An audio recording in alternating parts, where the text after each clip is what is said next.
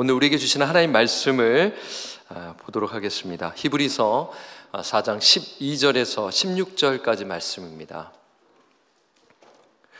히브리서 4장 12절에서 16절까지 말씀입니다. 다 찾으셨으면 히브리서 4장 12절에서 16절까지 말씀 교독하겠습니다. 하나님의 말씀은 살아있고 활력이 있어 좌우의 날선 어떤 검보다도 예리하여 혼과 영과 및 관절과 골수를 찔러 쪼개기까지 하며 또 마음의 생각과 뜻을 판단하나니 지으신 것이 하나도 그 앞에 나타나지 않음이 없고 우리의 결산을 받으실 이의 눈앞에 만물이 벌거벗은 것 같이 드러나느니라. 그러므로 우리에게 큰 대제사장이 계시니 승천하시니 곧 하나님의 아들 예수시라. 우리가 믿는 도리를 굳게 잡을지어다. 우리에게 있는 대제사장은 우리의 연약함을 동정하지 못하실 이가 아니요 모든 일에 우리와 똑같이 시험을 받으신 이로되 죄는 없으시니라. 함께 읽겠습니다. 그러므로 우리는 긍휼하심을 받고 때를 따라 돕는 은혜를 얻기 위하여 은혜의 보좌 앞에 담대히 나아갈 것이니라. 아멘. 아멘. 오늘 설교 제목은 우리의 영혼을 치료하시는 예수 그리스도, 우리의 영혼을 치료하시는 예수 그리스도라는 제목으로 하나님의 말씀을 나누도록 하겠습니다. 우리 성도님들 건강검진 잘 받고 계시나요? 예, 오늘 수요예배에 참석하신 우리 성도님들 대부분 건강검진 잘 받고 계시리라 저는 생각됩니다. 저는 그 2년 전에 생애 처음으로 종합 건강검진을 받았거든요. 좀 신기했습니다. 되게 빠르게도 진행이 됐고요. 그리고 또 이제 건강검진을 통해서 저의 몸 상태를 또 확인할 수가 있었어요. 저희 여러분 건강검진을 받는 목적이 있죠. 건강을 잘 유지하기 위함이죠. 지키기 위함이고요. 그리고 조기에 병을 발견하기 위함입니다. 그래서 어떤 분은 이제 건강검진을 받고 종이로만 이제 볼 수 있는 것이 아니라 또한 또 의사 선생님으로부터 경고의 메시지를 듣게 되는 것이죠. 보통 이런 말 듣게 되는 거죠. 음식 조절하셔야 됩니다. 아무거나 드시면 안 됩니다. 그리고 생활 습관을 바꾸셔야 합니다. 그리고 규칙적으로 운동하셔야 됩니다라는 그러한 경고의 말씀을 듣게 됩니다. 그리고 어떤 경우에는 아주 심각합니다. 당장 수술을 하셔야 합니다. 이러면서 이제 그런 말씀을 듣게 되죠. 그런데 이러한 경고와 수술이 우리의 영혼에게도 적용되는 것이죠. 저와 여러분 영적으로 날마다 건강검진을 받아야 하는 것이죠. 이 검진 결과를 보고 경고의 메시지를 또 들어야 하고요. 필요한 경우 영적으로 수술을 받아야 하는 것입니다. 오늘 우리에게 이제 주시는 이 말씀, 방금 히브리서 말씀에는 경고의 메시지와 치유의 메시지가 담겨 있습니다. 먼저 경고의 메시지는 크게 보게 되면 히브리서 3장 7절에서 4장 11절까지입니다. 제가 오늘 이 본문을 이제 4장 12절에서 이제 끊었거든요. 그래서 12절부터 16절을 읽었는데 사실 히브리서 3장 7절에서부터 쭉 물론 히브리서 1장에서부터 쭉 읽어 내려가야 되는데 제가 이제 오늘 설교 제목이 우리의 영혼을 치유하시는 예수 그리스도라는 제목을 담았기 때문에 그래서 히브리서 3장 7절에서부터 4장 11절까지를 보게 되면 경고의 메시지가 있다라는 것을 보게 되는 것이죠. 먼저 히브리서 3장 12절 말씀을 우리 한번 읽어보도록 하겠습니다. 자, 3장 12절 자막이 준비되어 있죠? 함께 읽어보겠습니다. 시작. 형제들아 너희는 삼가혹 너희 중에 누가 믿지 아니하는 악한 마음을 품고 살아계신 하나님에게서 떨어질까 조심할 것이요. 그렇죠? 지금 형제들이라고 했습니다. 이 히브리서의 독자 당연히 예수 믿는 자들인데 그들은 지금 어떤 자들이냐면 유대인 그리스도인들이라고 할 수가 있습니다. 히브리서의 독자는 유대인 그리스도인들이죠. 그런데 그 유대인 그리스도인들 중 어느 누군가가 믿지 아니하는 악한 마음을 품고 있었던 것입니다. 사실 이 유대인들은 처음에 유대교를 믿지 않았습니까? 어느 날 이제 복음을 듣고 회심하고 기독교로 개종을 한 것입니다. 그런데 그들에게 고난이 닥치는 것입니다. 핍박이 오는 것입니다. 로마로부터 핍박이죠. 그러자 그들은 이거 안 되겠다. 유대교로 돌아가야겠네. 못 살겠다. 경제적으로도 힘들고 익숙한 유대교로 돌아갔으면 좋겠어. 여러분 그거 아십니까? 당시 로마 제국은 유대교를 인정했어요. 그리고 로마 제국은요, 이 기독교를 탄압하고 핍박을 했는데 그 이유 중에는 여러분 잘 아실 것입니다. 오직 예수님만 주다. 오직 예수님만 주인이시다라는 그러한 믿음의 고백이 있었기 때문인 것이죠. 양다리 걸치면 봐줄 텐데 로마 제국이 시저도 믿고 예수도 믿고 양다리 걸치면 되는데 왜 유독 예수님만 주냐? 그러면서 핍박을 받은 것입니다. 유대인 그리스도인들도 마찬가지인 것이죠. 그래서 그들은 이거 힘들다. 이 예수 믿는 게 이거였어? 나 유대교로 돌아갈래. 자, 이 소식을 히브리 기자가 들은 것이죠. 어떻게 합니까? 뭐 그렇게 하세요. 그러면 뭐 좋겠지요. 그렇게 한 것이 아니라 어떻게 했습니까? 경고의 메시지를 해야죠.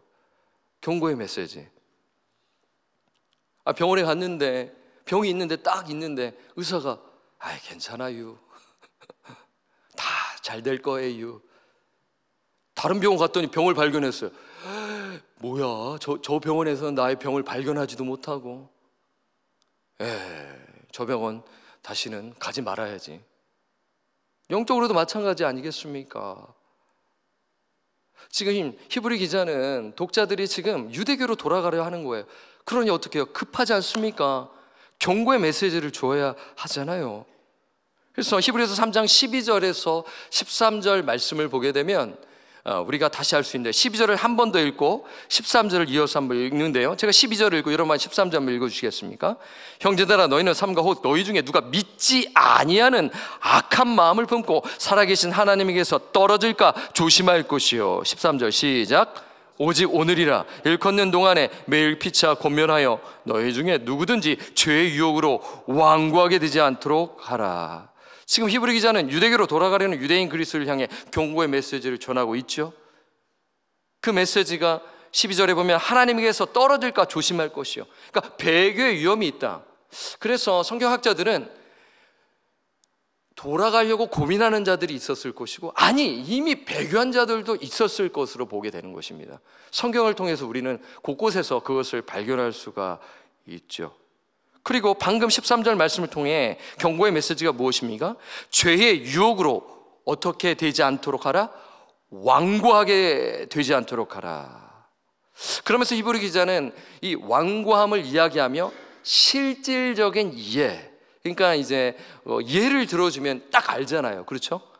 유대인 그리스도인들은 유대인들이었기 때문에 구약 말씀을 잘 아는 것이죠. 그래서 히브리서를 보게 되면 구약이 많이 나오는 거예요.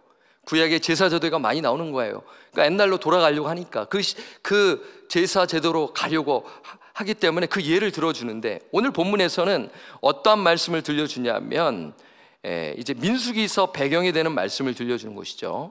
우리가 이번 주는 이제 특세 기간이니까 이제 복음서를 보는데, 이제 다음에 이제 우리가 민수기 말씀을 다시 보게 되지 않겠습니까? 히브리서 3장 15절에서 19절을 보게 되면 알 수가 있어요. 한번 우리 말씀을 한번 읽어보도록 하겠습니다. 한번 교독하죠. 제가 15절, 여러분 16절 하면서 19절까지 교독하겠습니다. 성경에 일렀으되 오늘 너희가 그의 음성을 듣거든 격려하게 하시게 하던 것 같이 너희 마음을 완고하게 하지 말라 하였으니, 듣고 격려하시게 하던 자가 누구냐? 모세를 따라 애굽에서 나온 모든 사람이 아니냐? 17절 또 하나님이 40년 동안 누구에게 노하셨느냐? 그들의 시체가 광야에 엎드려진 범죄한 자들에게가 아니냐? 또 하나님이 누구에게 맹세하사 그의 안식에 들어오지 못하리라 하셨느냐? 곧 순종하지 아니하던 자들에게가 아니냐? 19절 함께 읽겠습니다. 시작. 이러보건대 그들이 믿지 아니함으로 능히 들어가지 못한 것이라. 그렇죠? 우리가 지난 토요일에 민수기 말씀을 보았잖아요. 그렇죠? 토요일과 우리가 이제 돌아오는 또 주일에서부터 월요일에서부터 보게 되는데, 지금 방금 읽은 말씀의 배경은 민수기 13장과 14장입니다. 그 유명한 가데스 바네아 반역 사건이죠. 그 사건에서 우리가 알 수 있는 거, 이 히브리서를 보았었을 때 이스라엘 백성의 완고함입니다. 완고함. 여러분, 완고함은 어떤 의미인가요? 완고는 말라서 단단해지다라는 의미가 있어요. 그런데 이 단어가 사람에게 사용하면 완악하다라는 의미입니다. 이 완악함은 자신의 뜻, 계획, 목적을 포기하지 못함으로 하나님의 뜻에 불복종한 상태인 것이죠. 그러니까 쉽게 말하자면 고집을 부리는 것입니다. 우리가 인간관계에서 고집 부리는 사람을 보게 되면 어떻습니까? 마음이 돌처럼 단단해가지고 말을 듣지 아니하려는 것이죠. 말해라, 나는 안 듣는다. 또 이 완고한 자는 자기 주장이 엄청 셉니다. 자기 뜻대로 살아가려 하는 것이에요. 하나님의 말씀을 신뢰하지 않습니다. 이러한 자가 12정탐꾼 중 10명의 정탐꾼이었잖아요. 그들은 완고한 마음을 갖고 있었어요. 그들은 약속의 말씀을 들었지만, 알았지만 신뢰하지 못한 것이죠. 그런데 문제는 이들이 이 완고한 마음을 가지고 부정적인 보고를 하는 거죠. 그래서 사람들의 영향을 끼치는 거예요. 여러분, 원망은 바이러스와 같습니다. 공동체의 원망의 바이러스가 그냥 나만 갖고 있는 것이 아니라, 이걸 얘기하잖아요, 막 퍼져나가기 시작하는, 공동체가 흔들흔들거리기 시작하는 것입니다. 작은 공동체에서 원망이 막 퍼져나가 전체로 퍼져나가는 것이죠. 바이러스처럼 말이에요. 그래서 이스라엘 공동체가 위기에 봉착하게 되는 것이죠. 그러자 사람들이 불안해하는 것입니다. 두려워하는 것이에요. 상상하기 시작하는 거예요. 염려에 빠지는 것이죠. 다시 말해 안식이 없는 상태입니다. 그러니까 이 원망의 바이러스가 우리 몸 안에 들어오게 되면 내적 평안과 기쁨이 없는 상태로 직면하게 되는 것이죠. 결국 이스라엘 백성들 어떻게 됩니까? 여호수아 갈렙을 제외한 1세대들은 이 광야에서 엎드려지게 되는 것이죠. 결국 약속의 땅에 들어가지 못하게 되는 것입니다. 그러면 우리는 완고한 마음을 가진 자는 영적으로 병이 든 것으로 생각할 수가 있는 것이에요. 그래서 히브리 기자는 지금 영적으로 지금 병이 들었구나. 그럼 어떡합니까? 우리 병원에 갔어요. 병이 발견됐어요. 그럼 의사는 경고해야죠. 큰일 났습니다. 지금 당 수치가 높습니다. 음식을 조절해야 합니다. 그런데 그래요? 하면서 어떻게 합니까? 무시하면 됩니까? 내가 먹고 싶으면 계속 음식 먹으면 됩니까? 안 되잖아요.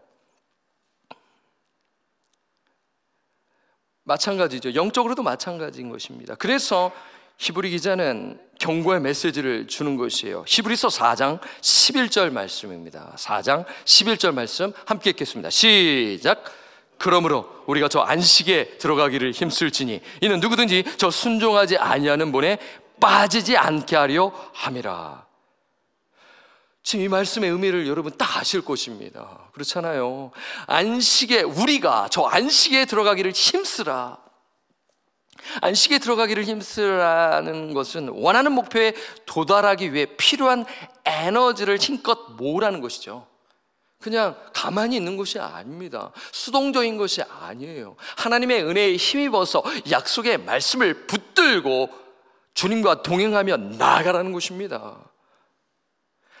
한마디로 이 말씀은, 안식에 들어가기를 힘쓰라는 것은 약속의 말씀을 신뢰하라, 믿음으로 반응하고 순종하라는 의미이죠. 왜 힘써야 합니까? 순종하지 아니하는 본에 빠지지 않기 위함인 것이죠. 우리가 신앙생활을 하게 되면 우리가 어떻게 보면 이런 핑계를 댈 거예요. 근데 맞는 말인 것 같으면서 하나님 다 해주시겠지, 하나님이 역사하시겠죠. 그런데 내가 해야 할 순종을 하지 아니하고 그냥 방관한다면 그거는 하나님께서 기뻐하시지 않는 것이죠. 분명히 내가 할 수 있는, 정말 하나님께서 지금 허락하신 때인데 마찬가지인 것이죠. 여러분, 이러한 문맥적 흐름 속에 여러분 12절 말씀이 소개되는 것입니다. 여러분, 12절 말씀은 너무나 유명한 말씀이죠. 자, 12절 말씀을 우리 한번 먼저 읽어보도록 하겠습니다. 너무나 유명한 말씀이니까요. 시작. 하나님의 말씀은 살아있고 활력이 있어 좌우의 날선 어떤 것보다도 예리하여 홍과 영과 및 관절과 골수를 찔러 쪼개기까지 하며 또 마음의 생각과 뜻을 판단하나니. 여러분, 이 구절은 정말 유명한 말씀이죠. 이 말씀의 능력에 대한 그것을 강조하기 위해서 이 한 구절 가지고도 설교할 수 있는 말씀인데요. 그런데 여러분, 오늘 이 말씀을 이렇게 읽어보면 언뜻 보면 뭔가 흐름, 이 논리적 흐름, 이 문맥적 흐름이 맞지 않는 것 같아요. 안식에 들어가기를 힘쓰라고 하면서 갑자기 말씀의 능력을 딱 얘기하니까 이게 뭐지? 뭔 연결이 있지? 라는 그러한 좀 궁금증이 떠오를 수 있는 부분이거든요. 특히 또한 12절 말씀만 알고 있으면 이것을 읽어 내려갈 때 왜 안식에 들어가기 힘쓰라고 얘기하고 왜 이 말씀을 했는지 약간 좀 궁금함이 떠오를 수 있는 부분이라고 저는 생각합니다. 하지만 우리는 전체 문맥을 통해 13절 말씀이 왜 나왔는지를 알 수가 있는 것이죠. 여러분, 전체 문맥에서 중요한 것은 이것입니다. 완고하게 하지 말라는 것이에요. 여러분, 완고한 마음은 제가 어떻다고 말씀을 드렸어요? 영적으로 어떤 상태다? 병들었다라는 상태라고 말씀을 드렸잖아요. 그러니까 병들었으니까 뭐가 먼저 들어와야 돼요? 경고가 들어와야 되죠. 맞죠? 경고가 들어와야 됩니다. 그러면서 음식 조절하셔야 됩니다. 운동하셔야 됩니다. 더 나아가서 심각하면 수술이 필요합니다. 지금 암이 발견되었어요. 당장 수술 날짜 잡아서 한 달 뒤에 수술 받으셔야 됩니다. 항암 치료 받으셔야 됩니다. 마찬가지죠. 지금 영적으로 경고가 들어왔습니다. 그러면 수술이 필요하다라는 것이에요. 그런데 수술의 도구가 무엇입니까? 하나님의 말씀입니다. 이걸 이야기하고 있는 거예요.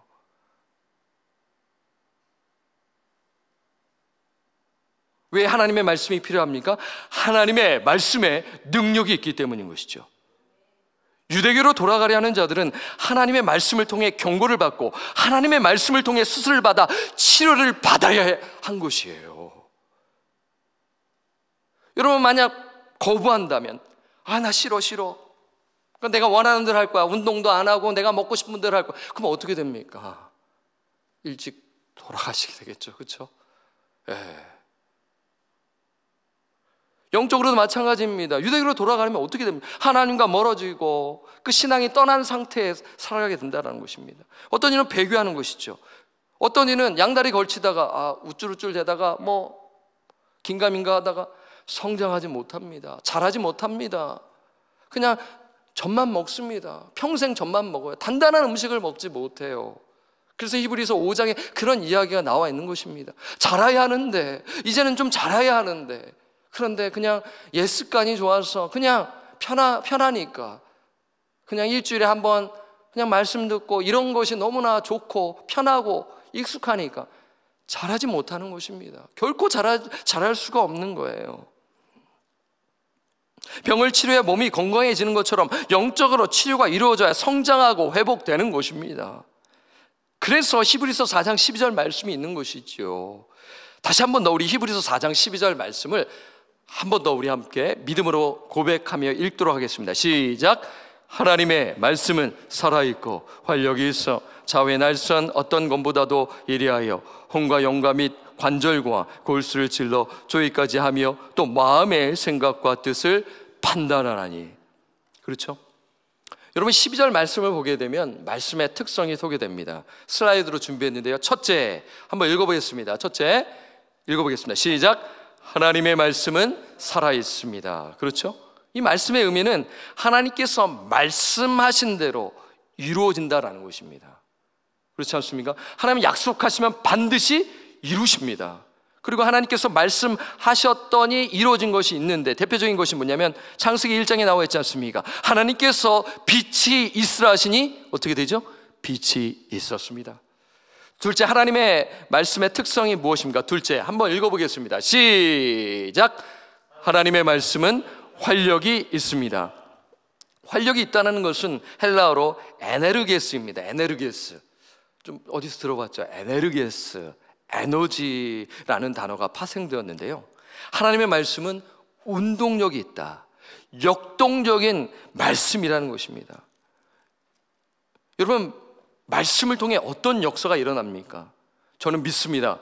이 말씀이 들어가면, 생명의 말씀이 들어가면 죽은 영혼이 살아날 줄 저는 믿습니다. 여러분 믿으시죠? 중생의 역사와 거듭남의 역사가 일어납니다.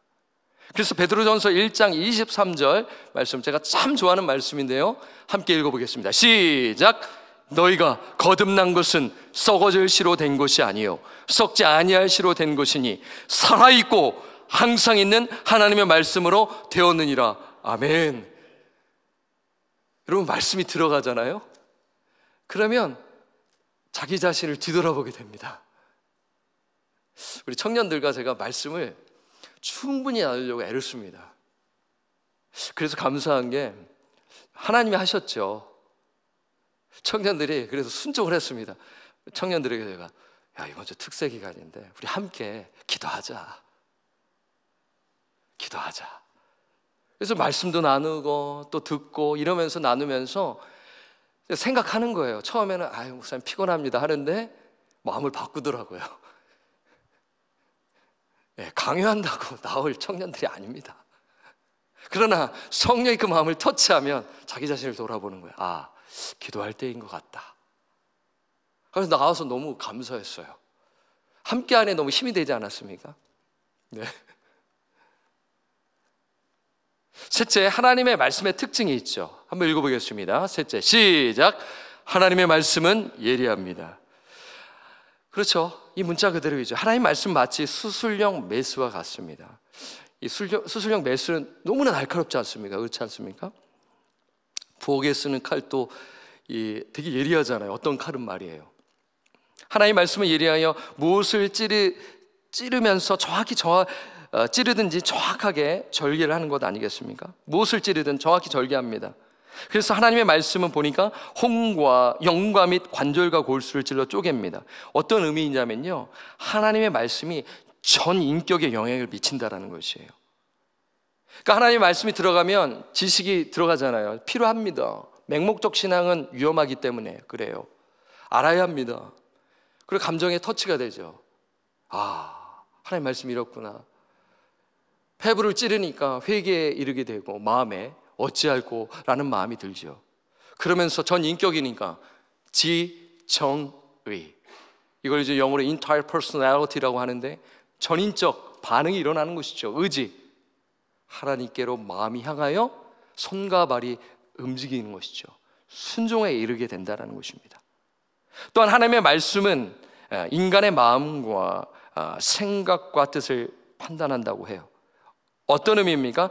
하나님은요, 참된 믿음과 거짓 믿음을 구분하세요. 그러니까 진리의 말씀을 선포될 때 진짜 믿음과 거짓 믿음이 구분하게 되는 것이에요. 그러니까 이 강대상에서 진리의 말씀이 선포되어야 하는 것이에요. 소그룹 모임에서 진리의 말씀이 정말 겸손한 마음으로 선포될 때 하나님의 역사가 일어나게 된다라는 것입니다.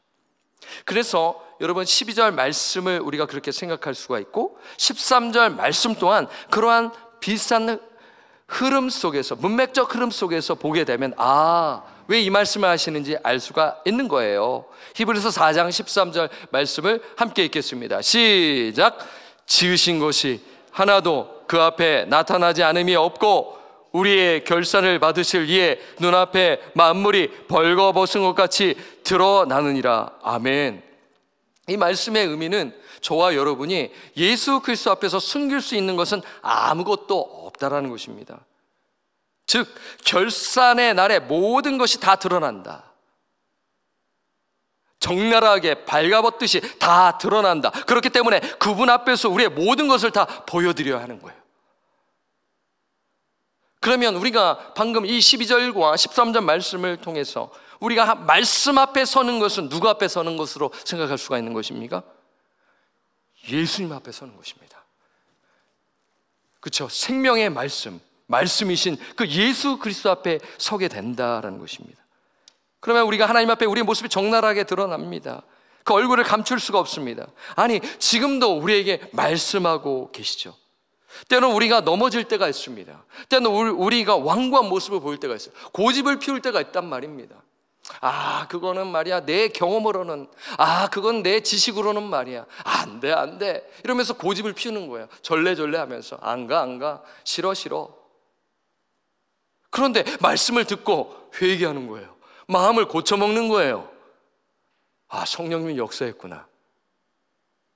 그러면 표정부터 달라집니다. 억지로 하는 것과 성령의 역사가 이루어질 때 그 표정은 우리가 알 수가 있잖아요. 그 관계 속에서 말이에요. 그러니까 우리가 완고한 모습을 살아갔을 때 하나님의 말씀이 들어와, 그러니까 치료를 받고 수술을 받아야 하는 것이죠. 그때 우리는 어떻게 합니까? 그때 그 과정 속에서 하나님의 말씀을 듣고 반응해야 하는 것이에요. 기도해야 하는 것이에요. 순종해야 하는 것입니다. 그러면 우리가 완고하게 되는 일이 없을 것이다. 이것을 말씀하고 있어요. 또한 저와 여러분 결산하는 날에 하나님을 전혀 준비 없이 대면하지 않을 것이다. 그러니까 우리에게 결산의 날이 있으니까 우리는 늘 깨어 기도하며 준비해야죠. 그렇죠? 주님 다시 오실 날이 얼마 남지 않았으니 아마도 내일 오시지 않을까, 이러한 마음으로 도둑이 예고하고 옵니까? 내일 훔치러 가겠습니다. 그거 없지 않습니까? 그런 마음으로 주님이 내일이라도 오시지 않을까라는 마음으로 오늘이 마지막이라고, 마지막 예배, 마지막 기도라는 심정으로 우리는 뜨겁게 기도하고 그리고 반응하고 뜨겁게 서로 사랑하며 말씀대로 살아가야 한다는 것이죠. 더 나아가서 이 하나님의 말씀은 우리의 믿음 여정 가운데 큰 도움이 될 수 있다, 큰 힘이 될 수 있다라는 그 말씀입니다. 그렇다면 저는 이 말씀을 이제 나누면서 구체적으로 우리는 그럼 어떻게 살아야 하는가 한번 정리해서 드리고 싶어요. 첫째, 한번 읽어보겠습니다. 첫째, 자, 한번 따라해 주시기 바랍니다. 우리는 날마다 말씀에 섰을 때 올라가야 합니다. 다시 한번 읽어드리면 우리는 날마다 말씀에 섰을 때 올라가야 합니다 인 것입니다. 그렇잖아요. 오늘 제가 설교 서두에도 경고가 있고 또한 수술이 필요하다고 말씀하셨는데, 우리가 이러한 것을 우리가 생각하기 위해서는 우리는 날마다 말씀의 수술대 앞에 올라가야 한다는 것입니다. 저희 교회가 말씀 묵상하고 있습니다. 조금 더 많은 분들이 또 참여하고 있다라는 소식을 듣게 되는 것이죠. 얼마나 감사합니까? 이것을 하는 이유가 무엇입니까? 한 번만 설교로 들어서는 잘하지 못하기 때문에 우리가 날마다 말씀 묵상을 통해서 하나님의 음성을 듣고 완고하지 않도록, 고집 부리지 않도록 경고의 말씀을 듣고, 때로는 수술이 필요하잖아요. 내가 지금 병들었다, 하나님의 말씀으로 나는 치료받아야 돼. 그런 마음으로 우리는 말씀 묵상을 해야 하는 것이죠. 말씀 묵상을 통하여 주의 음성을 들어야 하는 것입니다. 하나님은요, 이 말씀을 통하여 완전한 계시를 우리에게 밝히 드러내 주셨어요. 이 말씀을 듣고 깨닫는 것이 얼마나 큰 축복 아니겠습니까? 알잖아요. 이걸 말씀을 모르는 사람은 아무리 얘기해줘도 무덤덤합니다. 반응하지를 못해요. 그러나 성령을 받은 영혼, 하나님의 말씀을 받은 영혼은 어떡합니까? 반응합니다. 축복이에요. 이게 축복입니다. 그래서 우리는 이 축복 받은 자로서 이 말씀 묵상에 더 열심히 하고 또 이 말씀에 반응하고 이 말씀 붙들고 기도하는 거예요. 내 뜻을 내려놓고 하나님의 뜻을 붙들고 나의 원대로 하지 마옵시고 오직 아버지의 원대로 없어서, 오늘 아침 말씀대로 말이에요. 하나님의 말씀에 순종해야 하는 것이죠. 두 번째, 오늘 이렇게 한번 적용점을 드립니다. 두 번째 한번 읽어보도록. 둘째, 시작. 우리는 공동체 안에서 말씀을 나누어야 합니다. 이게 중요합니다. 개인적 말씀 묵상에서 우리가 그칠 수가 있어요. 나 했어. 너무 잘하셨어요. 대단합니다. 칭찬합니다. 그런데 두 번째로 생각해야 할 것이 있어요. 공동체 안에서 우리는 말씀을 어떻게 된다? 나눠야 하는 것이죠.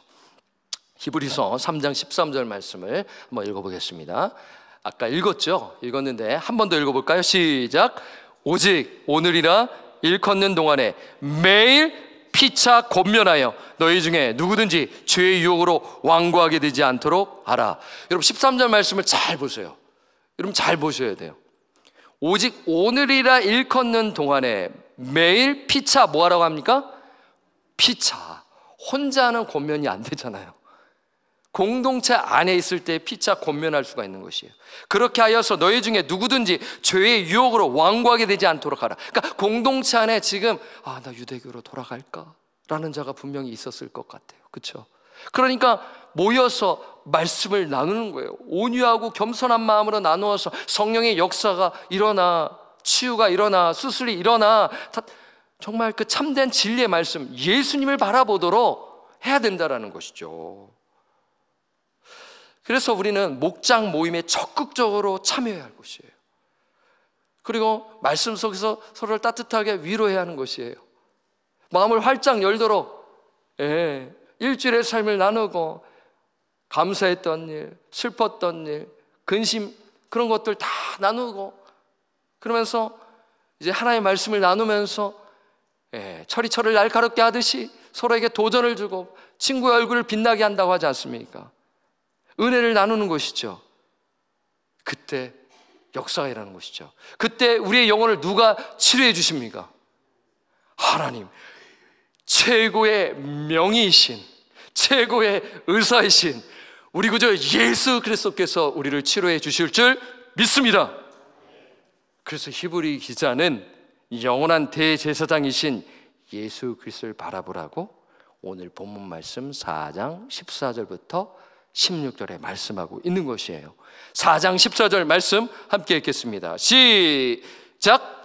그러므로 우리에게 큰 대제사장이 계시니 승천하시니 곧 하나님의 아들 예수시라. 우리가 믿는 도리를 굳게 잡을지어다. 아멘. 여러분, 그러므로가 뭐예요? 앞에 문장을 수식하지 않습니까? 그렇지 않습니까? 그 흐름이 있는 거죠. 그래서 우리가 치료받기 위해서는 도구가 말씀입니다. 근데 이 생명의 말씀이 곧 예수님이잖아요. 그래서 우리를 치료해 주시는 최고의 의사, 최고의 명의는 누구이십니까? 예수 그리스도이신 것이죠. 그런데 그분이 누구이신지를 좀 더 구체적으로 말씀해요. 히브리서 4장 15절 함께 읽겠습니다. 시작. 있는 대제사장은 우리의 연약함을 동정하지 못하실 리가 아니요 모든 일에 우리와 똑같이 시험을 받으신 이로되 죄는 없으시니라. 그렇죠? 얼마나 위로가 됩니까? 예수님은 100% 하나님이시면서 100% 인간이시잖아요. 인간이라는 의미는 뭐냐면 우리의 연약함을 동정해 주실 수 있다. 우리의 마음을 이해해 주실 수 있다. 우리의 연약함을 아시는 분이다. 그러니 우리가 다 속상한 거 다 이야기할 수 있잖아요. 왜요? 예수님도 우셨고 예수님도 속상해 하셨고 힘들어 하셨기 때문에 우리의 마음을 이해해 주시잖아요. 그런데 예수님은 우리와 뭐가 달라요? 죄는 없으시다. 시험을 받으셨지만 죄는 없으시다. 그래서 예수님께서는 우리를 긍휼히 여기시고 그래서 때를 땀나 은혜를 얻기 위해 또 우리를 하여금 그 은혜를 얻기 위하여 은혜의 보좌 앞에 담대히 나을 것을 우리에게 말씀하고 있는 것이죠. 그래서 16절 우리 함께 읽겠습니다. 시작. 그러므로 우리는 긍휼하심을 받고 때를 따라 돕는 은혜를 얻기 위하여 은혜의 보좌 앞에 담대히 나아갈 것이니라. 아멘. 우리가 이렇게 은혜의 보좌 앞에 나아가면 주님께서 우리를 품어주시고 치료해 주시고 그렇죠? 힘을 주시고 위로해 주시고 회복시켜 주시지 않겠어요? 그러니까 우리는 날마다 어떻게 해요? 말씀의 수술대에 올라가고 그리고 공동체 안에서 이 말씀을 나눠야 하는 것이죠. 그러면 최고의 명의이신 최고의 의사이신 예수님께서 어떻게 하십니까? 치료해 주시는 거예요. 인간이 치료해 줄 수 없습니다. 오직 예수 그리스도께서 치료해 주시는 것이죠. 따라서 우리는 결단해야 하는 것입니다.